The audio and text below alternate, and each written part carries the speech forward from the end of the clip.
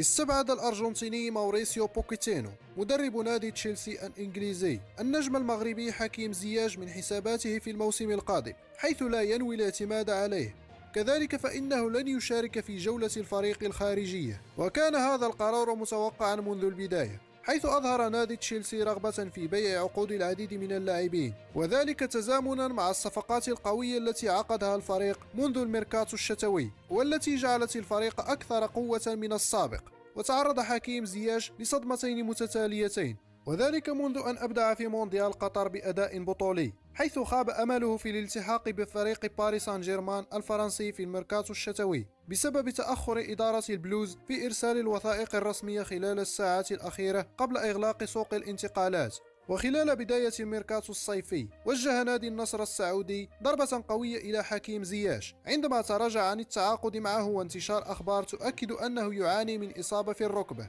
وهي التي منعت النادي من التعاقد معه، وبالتالي خاب أمله مجددا في الرحيل عن البلوز. وترددت أخبار تؤكد اهتمام نابولي الإيطالي بالتعاقد مع زياش. كذلك فإن أندية تركية حاولت ضم النجم المغربي، ولكن واقعيا شكل تصرف تشيلسي الأخير ضربة قوية لطموحات حكيم زياش، خصوصا بعد أن تم حرمانه من الانتقال إلى النادي الفرنسي باريس سان جيرمان، لكنه وجد التجاهل من قبل المدربين بعد ذلك، ولم يشارك إلا نادرا. وسيكون من الصعب على نجم أجاكس الهولندي سابقا أن ينجح في العثور على فريق يضمن له اللعب باستمرار وينافس أيضا على الألقاب، وقد يجبر على البقاء مع الفريق وانتظار الحصول على فرصة وهدية من قبل المدرب الأرجنتيني.